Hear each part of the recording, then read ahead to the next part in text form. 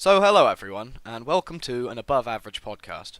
I'm Dan, and it's my intention to host this podcast for everybody. It's sort of a work in progress for me, really.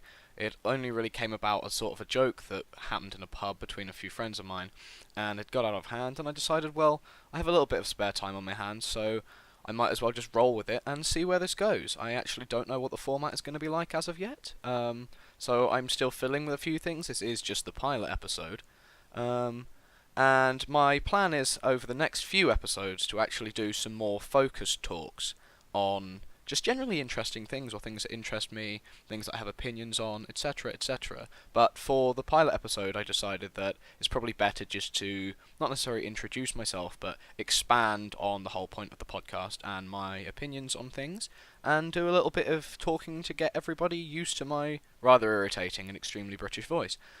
So what I've done is I've asked a mixture of friends, family, and people on my university campus, yes, I'm a university student, to provide me with some questions to answer over the period of time in which I'm going to be talking. And we shall certainly see how all of that goes. Some of the questions are a little bit strange, of course, people being people. We've got some comedic ones, some ones that are a little bit I don't really know how to put it, ridiculous, and some which are strangely deep considering they came from people I've never met before. Um, so I think we're going to get started with a few questions in a second. The other one thing I want to apologise for at the moment is the mic quality. Yes, it's not great, it's quite appalling, but it's easier said than done improving on it when you're sat in your room with a desktop microphone. Yeah. So, the plan is for us to go through several questions, and I'm going to answer them, and hopefully that will kickstart this entire thing with a bang. Thank you very much. So, our first question, and this is the most frequently asked one, I would say, is just what are your own general interests? Well, I get up to a fair amount in my spare time, like I mentioned previously. I am a university student. I'm currently studying psychology, which is very interesting if it's your kind of field.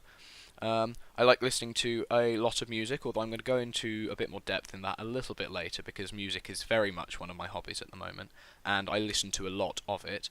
I'm a little bit of a computer nerd. I wouldn't necessarily say that I'm advanced when it comes to a computer, but I do a lot of things involving my computer. I spend a lot of time sat behind it, whether it be playing video games or watching YouTube, absorbing some sort of media.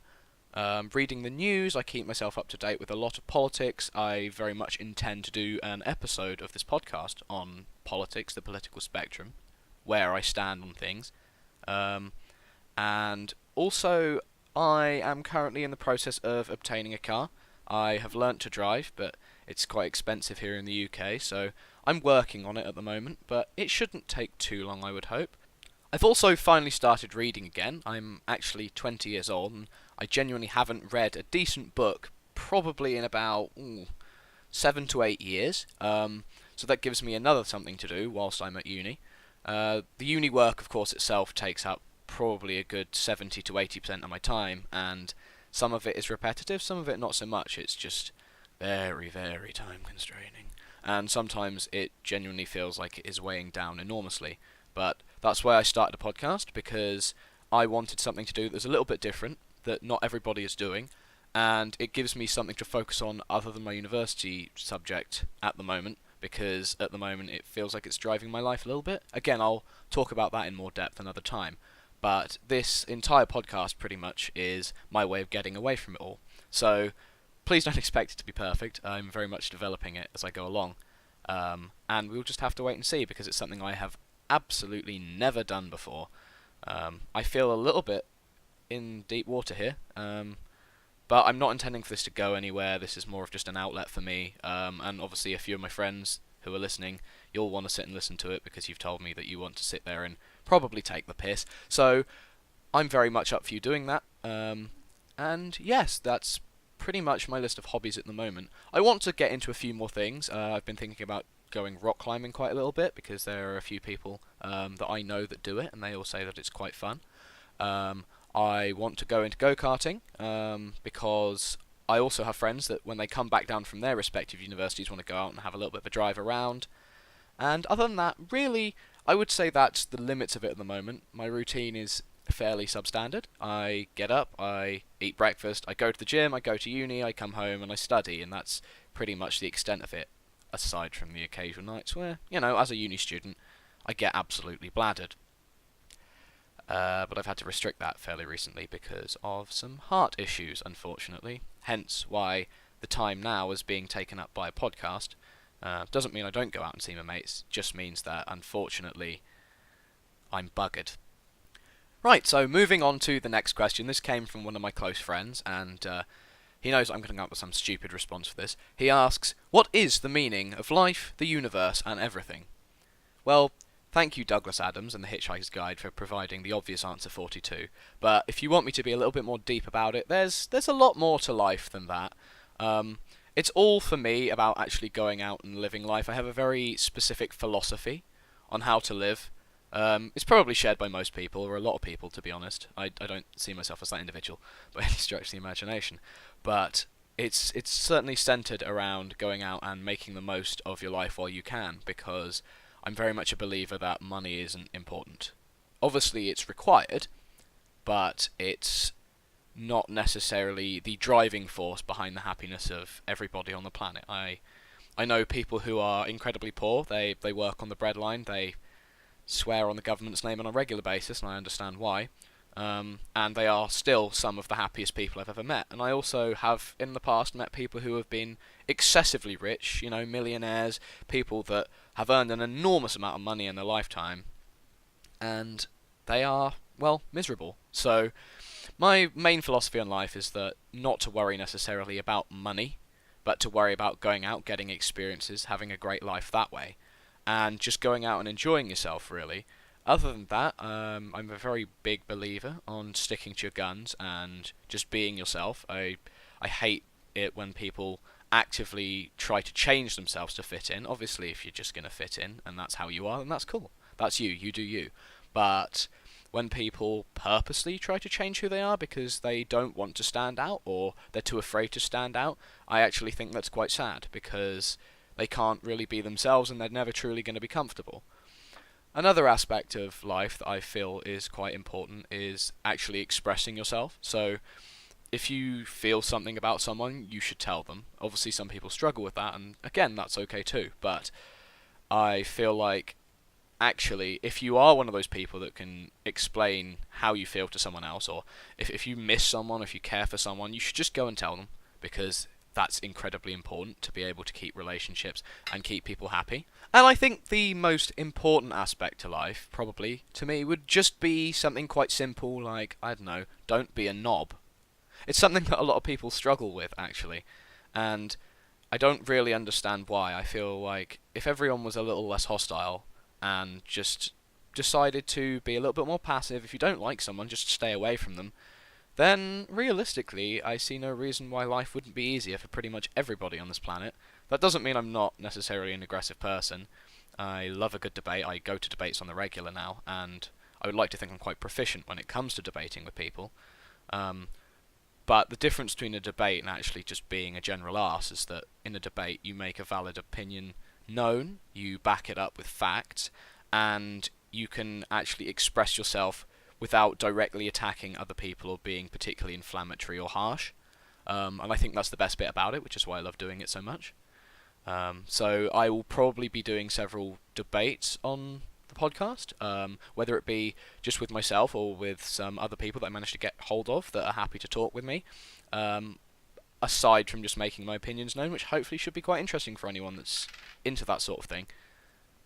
And then finally, I think it comes down to things like media interests. So with my interest in media, I don't watch necessarily that much television. I like a lot of crime drama. My favourite TV show of all time is definitely the BBC Sherlock. When it comes to things like comedy, I tend to find I have quite a dark sense of humour. Some people like it, some people don't, so just prepare yourself for that, but anyone that knows me listening to this will already know that. And again, music I will get to slightly later.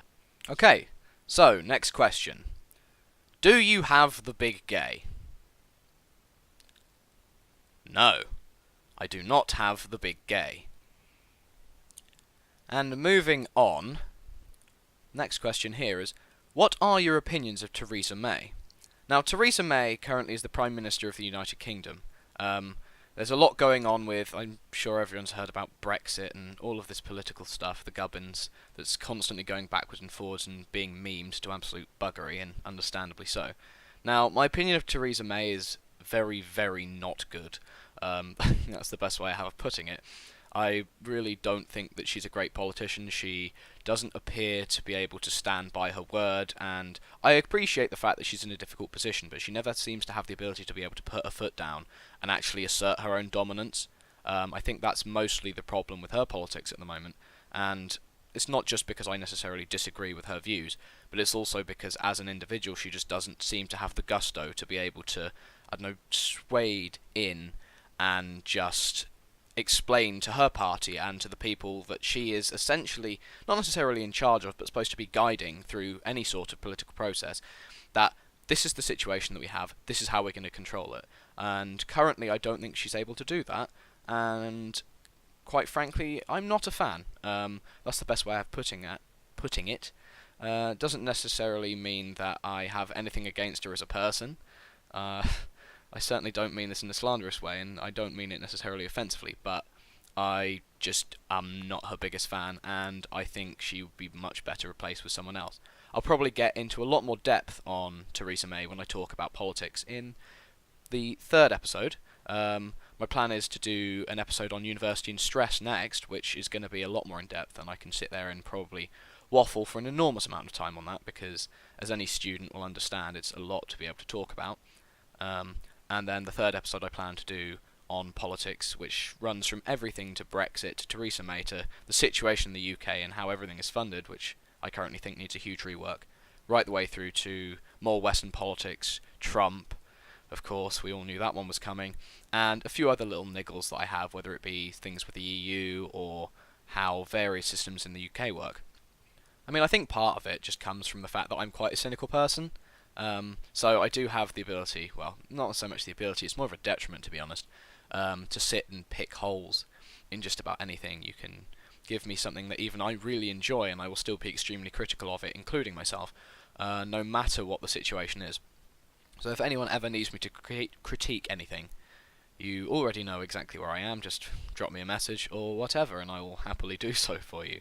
But certainly with politics it's something I take a huge interest in, because I think it's very important, certainly for people our age, to take an interest in such a thing. A lot of people that I know anyway aren't very interested in politics, and I understand why. It's a lot of numbers and a lot of faffing about and just trying to balance one thing against the other and just basically old people arguing. But it's important because if we don't take hold of the political situation while we can, by the time we all get older, or at least my generation get older, it's going to turn into a situation where nobody really knows what's going on, everyone's doing guesswork, and I know some people would argue that's basically what politics is, it's just a bunch of guesswork anyway. But I would like to think anyway that as my generation get older, we'll start to become more involved with politics, we'll start to become more conscientious, and actually get our ability to stand up for what we believe in a little bit more, because that's also something I believe in massively, that standing up for what you believe in is very important, and henceforth I will always do so. So if anyone wants to actually debate with me on any of the topics that I discuss, especially politics, because I know it's quite controversial and I can imagine people have very strict opinions on it, feel free to, whether it be in the comments or drop me a message or give me a call, anything like that. I'm quite happy to sit and listen, and I will reply, so long as we do it necessarily without getting into a state of just arguing and fighting and verbal or physical abuse, because what's the point in that? Seriously. So if you want to debate with me seriously and intellectually, rather than just by shouting slurs and hoping that changes the situation, then I would love to, actually. That would be quite nice if anyone has the free time. And on to the next question, and probably one of my favourite ones to answer actually. What are your musical tastes and interests? Now, this is a very big one for me because I spend a lot of my time sitting and listening to music. Not necessarily because I'm alone all the time, but just because it's something that I really enjoy, and I used to be the sort of person that could sit and listen to any sort of musical track just for the sake of the music. Now, I really struggle to do that anymore, other than obviously classical pieces. But recently, I would say probably over the last couple of weeks, I've really started looking into the lyrics and what they mean in a song.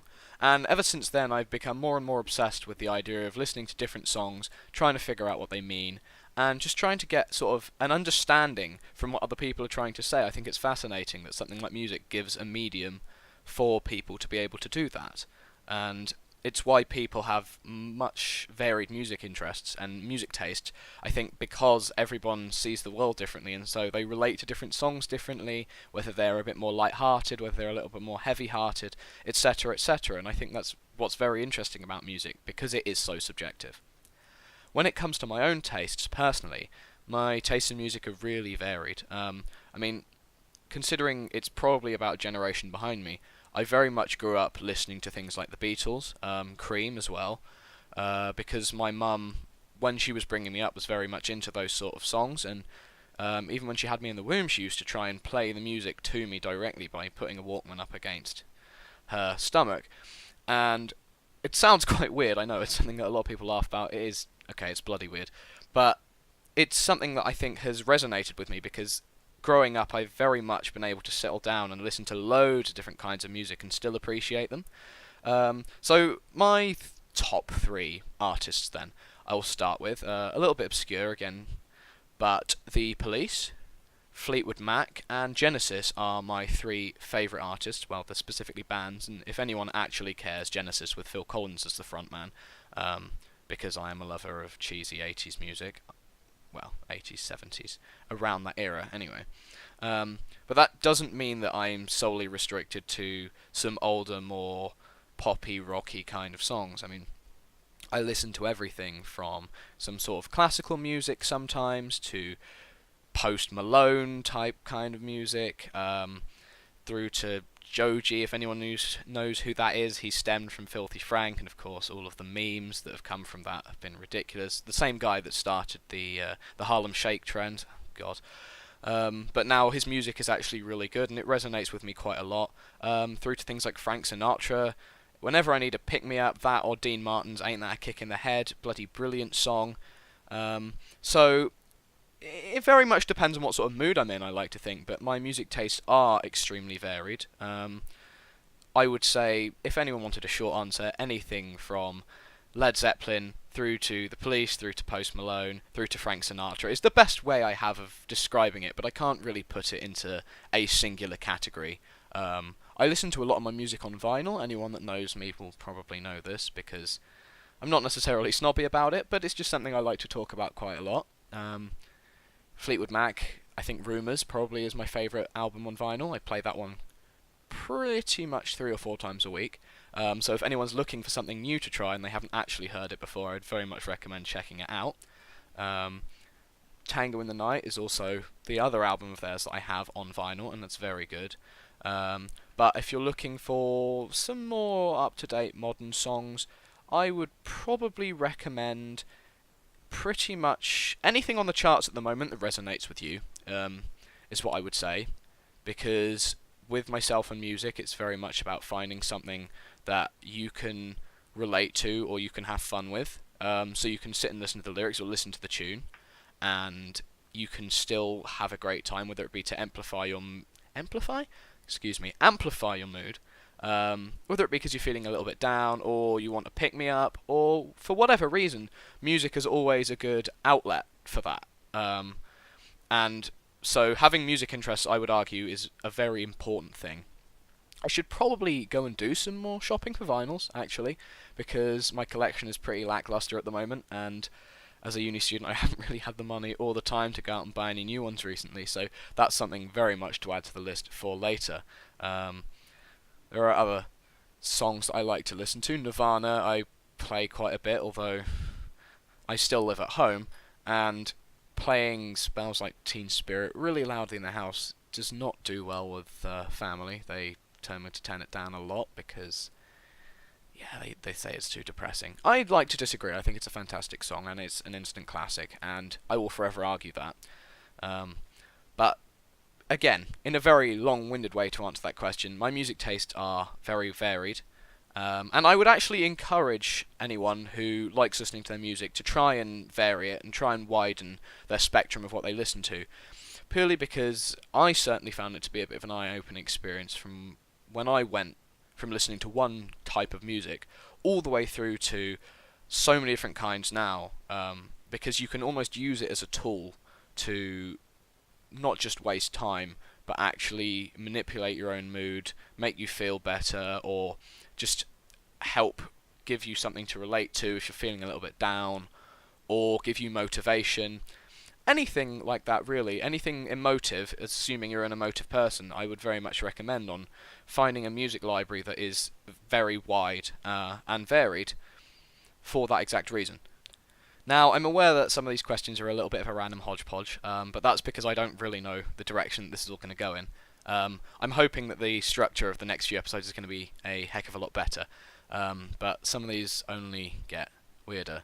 The next question: what do you think of the private equity market bubble, considering the volatile situation of Scandinavian banks and the unregulated markets of India? Right. Well, I don't really think that I should spend all of my time trying to appear more intelligent than I am by perhaps wasting an enormous amount of my life Googling this, and some people argue it's not a waste, but I do actually have assignments to get on with. So I don't think I can answer that one.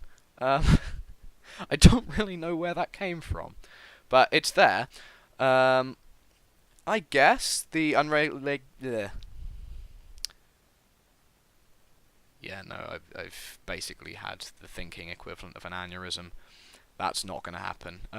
My interests in markets and economics has always been fairly limited. I know about stocks and shares on a very basic level, and obviously investments and supply and demand, but it's never really something I've taken much of an interest in.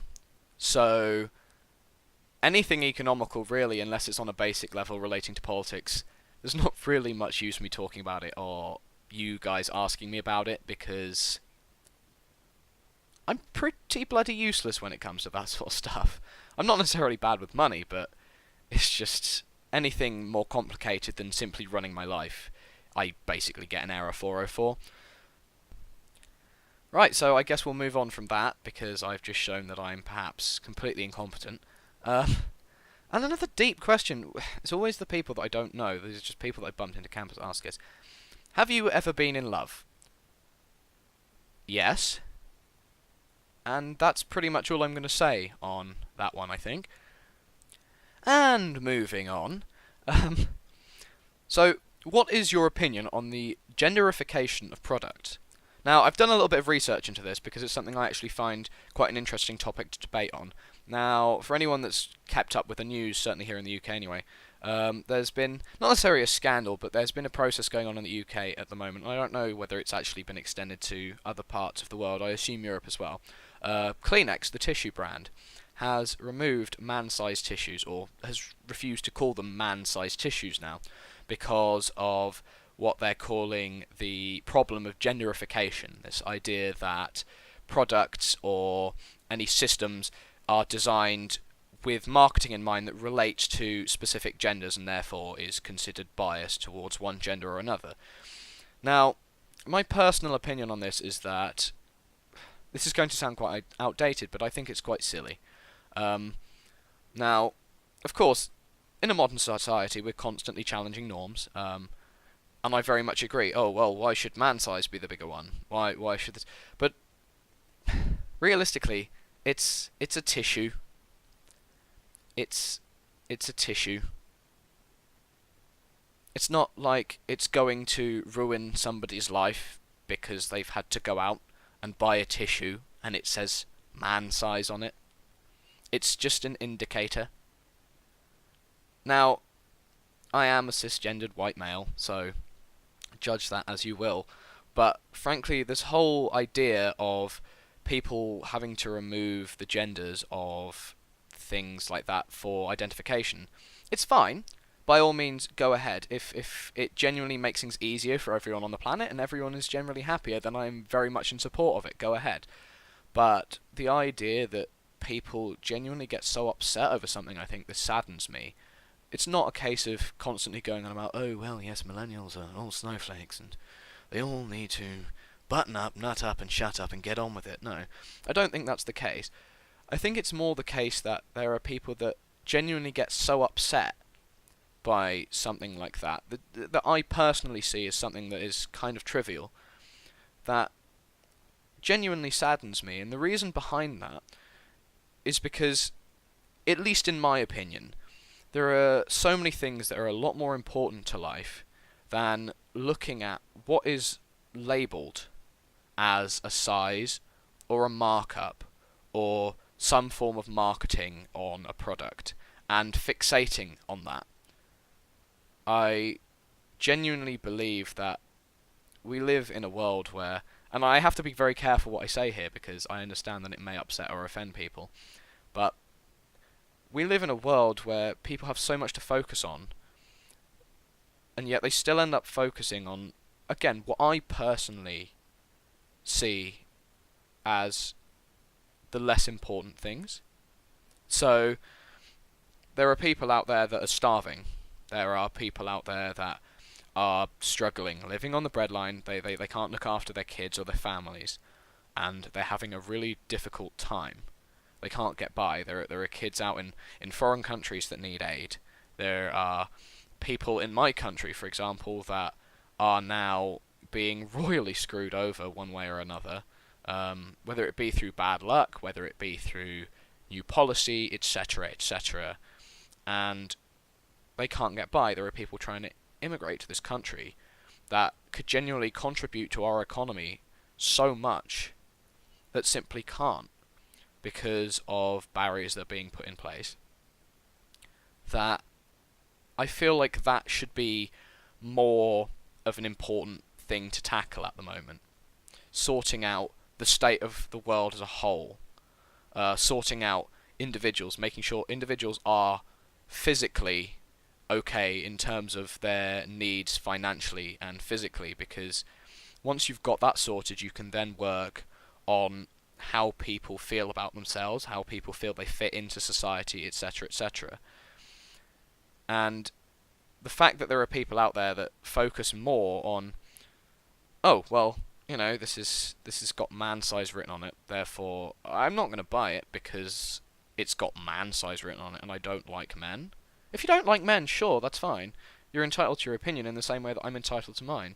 I just think that it's a little too far making, not necessarily a fuss, but making almost a mountain out of a molehill is the best way I'm going to put it. By all means, stand up for what you believe in. Be a strong, independent individual. I like to think of myself as one. I would like to hope that a lot of the people listening to this also do the same, because being strong and independent and being able to do your own thing, and I'll put it bluntly, grab life by whatever, whether you see it as the balls or just grab life and not let life kick you down, is the most important thing you can possibly do. And I mean, fair enough, if that genuinely is the biggest problem you see in the world, then stand up for it. Go and protest and speak out and start those petitions. And it obviously has worked because the company is removing all of these things, but I still feel like companies like that, any companies or any systems, could pour all of that money that they're using on changing slight inconsistencies into helping the people that really need it and genuinely saving lives.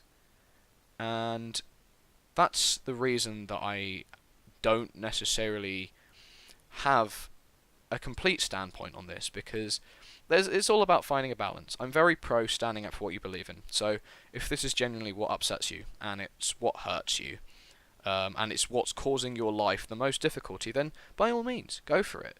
I will fight to the death over what I believe for. And I very much agree that people should do the same. But if you want to look at it from a wider perspective and see that realistically, at least from some perspectives, there are much greater issues in the world that are plaguing us, that could be tackled with all of the money and the time and the investment that's being put into this slightly skewing of how things are run and how things are marketed, that I genuinely believe that the world could be a better place. That is just my personal opinion. And I don't think it's ever going to change, because there are always going to be people that have differing opinions, and realistically, that is what makes us human. I think this very much leads us into what I think will be the final question, actually, of this podcast, and that is, what is your opinion on veganism? Now, this is something I get asked quite a lot, because, as you may be able to work out, I'm quite an opinionated person. Now, veganism is one of those interesting things. I was talking to someone the other day, and they brought up the fact that as humans, we are the only apes that actually have jaws, supposedly. Now, I haven't checked up on this fact, so please do not quote me on this. We are the only creatures that actually actively eat meat that have jaws that are also designed to grind vegetation. Now, see, that's an interesting one for me, because I don't necessarily agree with the argument. It's always the constant, oh, well, humans are supposed to be vegetarian or vegan, versus, oh, well, humans are actually supposed to be primarily carnivorous. Now, my argument is actually, it's neither. Apes are omnivores. We eat both meat and vegetative substances. And I don't really see where this has come from. Now, personally, I'm not a vegan. I do love a good steak. But that doesn't mean I'm pro-animal cruelty. I know some people turn around and say, oh, that's a contradictory statement, and fair enough. But I do eat meat. I have a lot of respect for the people that can be vegetarian and vegan, so long as they make it part of their lifestyle, and make it strict and they stick to it.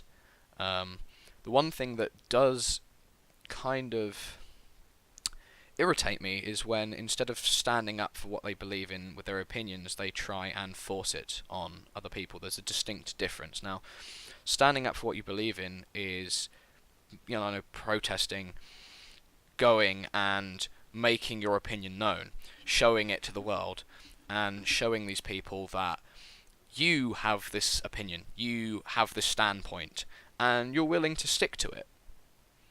Now, the one thing I've experienced, and this doesn't just apply to vegans, I think it's become a bit of an internet stereotype that's gotten way out of hand with various memes. I do love a good meme, but it's been taken too far, that there are just these angry, quote-unquote, Facebook vegans.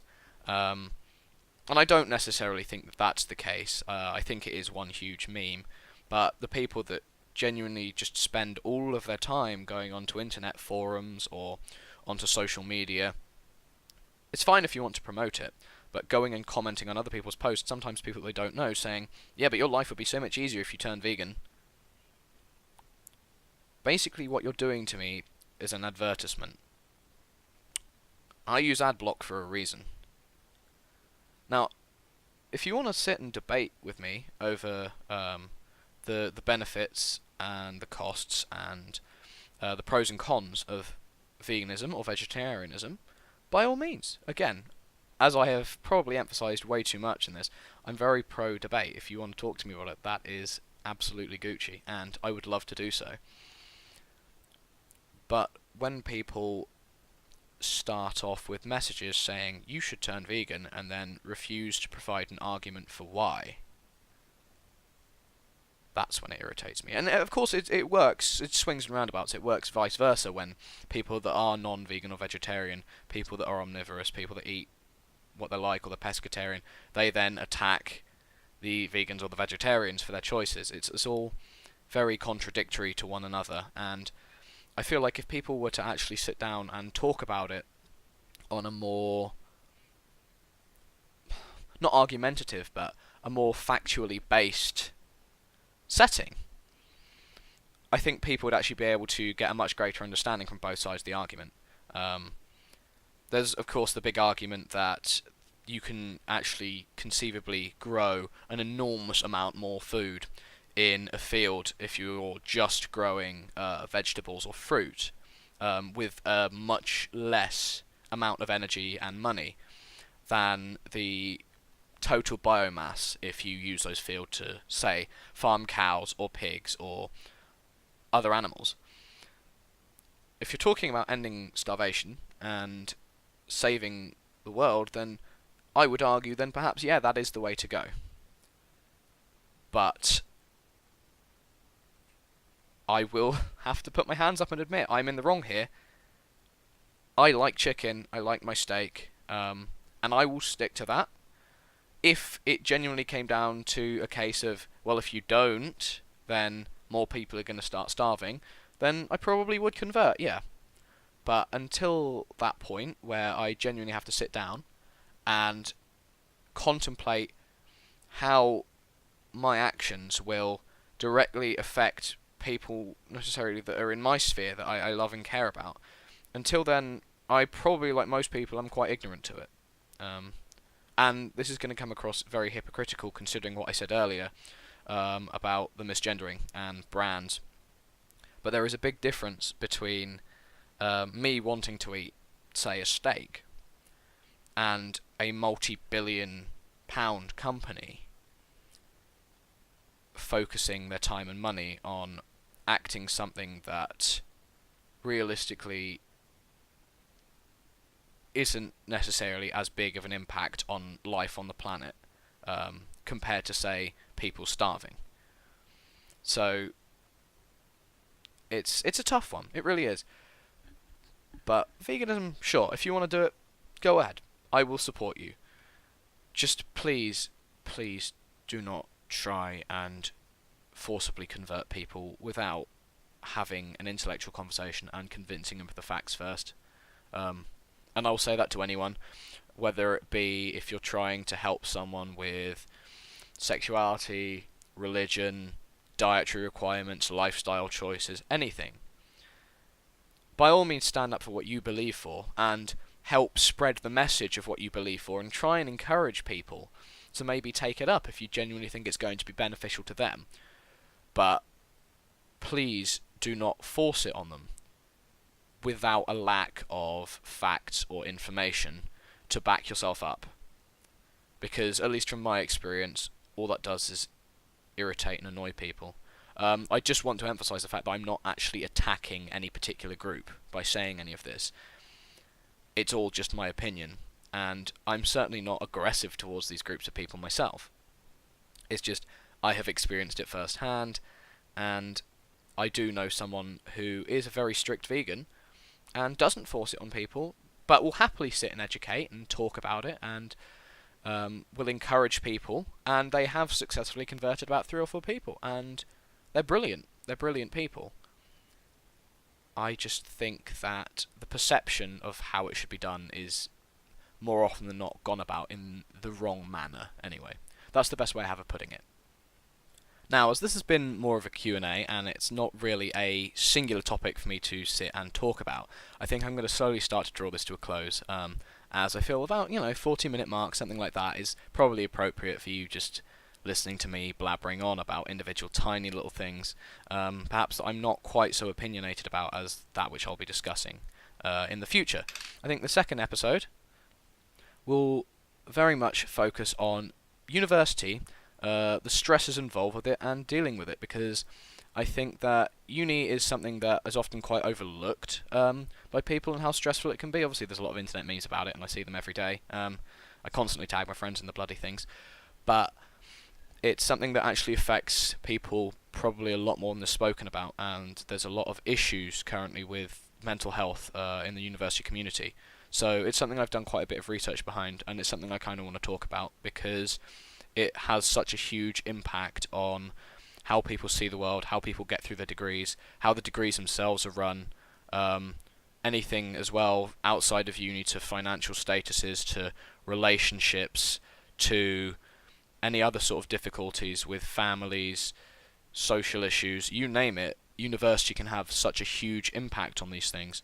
So I feel like I'm going to dedicate probably the next episode to looking at that specifically and trying to diagnose some of the issues involved with that, and hopefully suggest some ways in which it can actually be improved and helped, because I know so many people at the moment are going through difficulties at uni, and I do wish sometimes that there are other ways that I could help them aside from just, talking to them and saying, oh yeah, it's going to be okay, because realistically, just saying it's going to be okay, it does bugger all, really.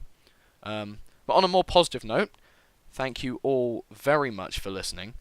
I am Dan, and I'm hoping that this will go on for quite some time. It just gives me something to do, and I really enjoy talking, as you may be able to tell. I'm notorious for not shutting the hell up, and that's why I decided, well, I've got some spare time. So I will sit down, I will record this. It's never going to be perfect. It's going to be very rough around the edges, possibly like myself. And hopefully it will continue for a while, because I like to be able to put out some form of content and be able to just voice my opinion for a change. It's really interesting and refreshing to be able to do it in such a different way. So, thank you very much for listening, and I hope to, well, I say see you all. I hope for you all to tune in again next week. Thank you again.